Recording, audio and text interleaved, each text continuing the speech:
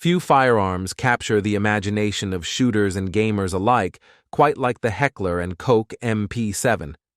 For decades, it has been one of those elusive weapons that most enthusiasts know by reputation but rarely see in person.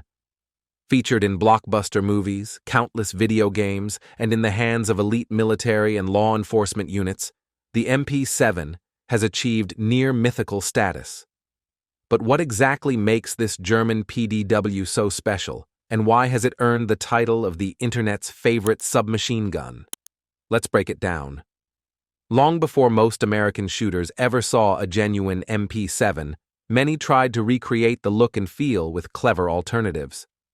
One of the most popular stand-ins has been the Kel-Tec CP33, placed into a Ferrotec chassis and chambered in .22 LR. Outfitted with a real suppressor, the result is a surprisingly convincing imitation of the MP7's sleek, futuristic design. While it lacks the ballistic bite of the original, the .22 LR is hardly a man-stopper. It provides a ton of fun on the range and even has practical uses, such as pest control in the backyard. What this poor man's MP7 demonstrates is just how deep the obsession with the real thing runs. Shooters were willing to tinker, modify, and accessorize just to get close to the MP7's aesthetics and ergonomics. Much like how car enthusiasts build replicas of exotic cars they can't afford, gun owners built tribute guns to satisfy the itch.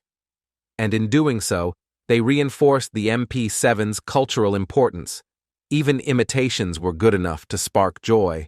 But as fun as a replica can be, nothing matches the real deal. And that's where the HK MP7A1 takes center stage. The HK MP7A1 was born in the 1990s when NATO sought a new personal defense weapon for troops who needed more than a pistol but didn't want the bulk of a rifle. Vehicle crews, support soldiers, and special operators all required a firearm that could punch through body armor while remaining compact and lightweight. Heckler & Koch answered the call with a weapon that blurred the line between submachine gun and carbine.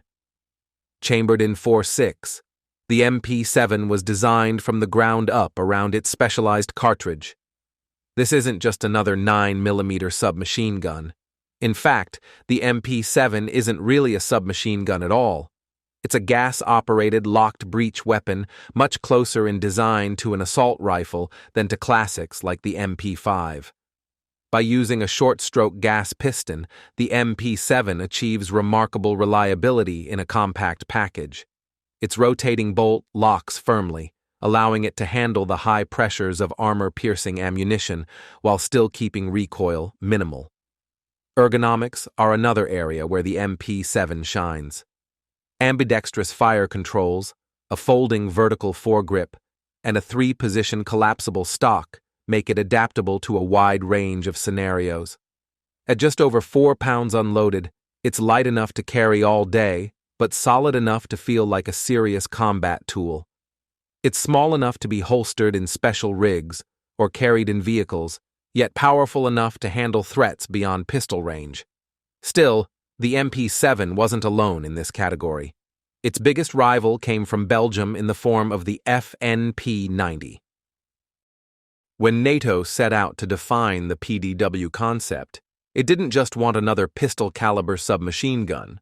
The goal was clear: create a compact weapon that could defeat modern armor, yet remain light, controllable, and accessible to non-infantry personnel.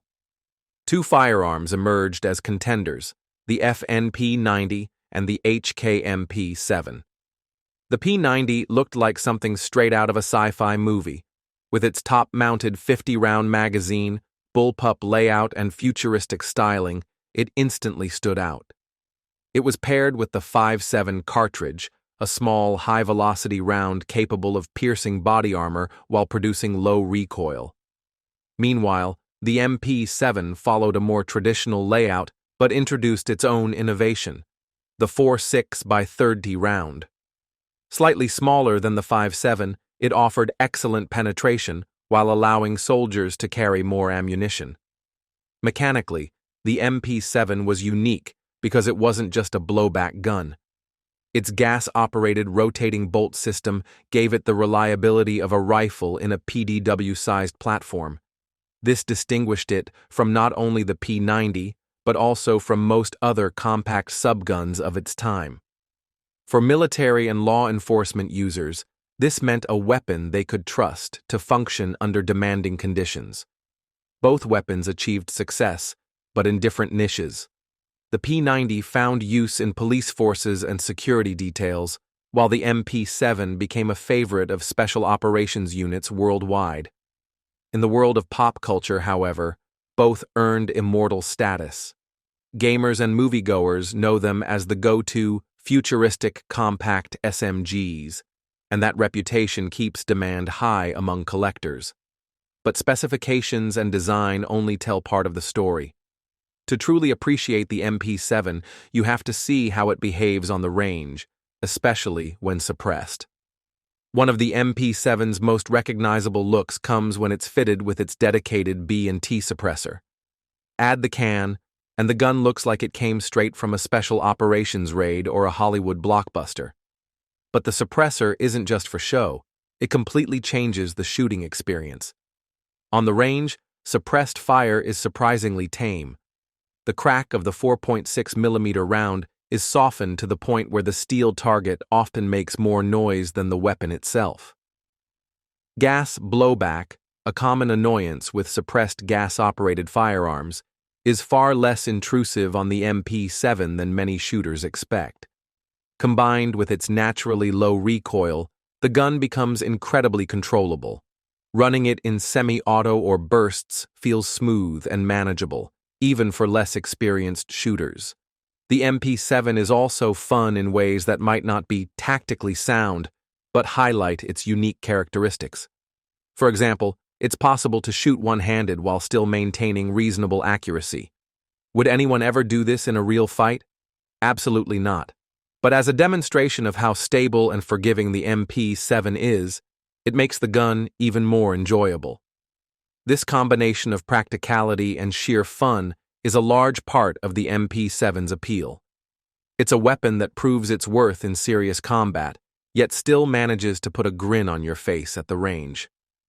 That said, all the cool factor in the world still leads to the ultimate question: is it worth the staggering price tag collectors are paying today?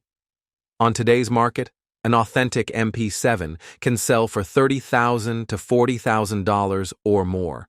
That's well beyond what most shooters would ever consider paying for a firearm. And truthfully, from a purely practical perspective, the answer is no. It isn't worth it. There are countless compact carbines and PDWs available that can outperform the MP7 in terms of affordability, ammunition availability, and even raw performance. But the MP7 isn't just a firearm, it's a cultural phenomenon.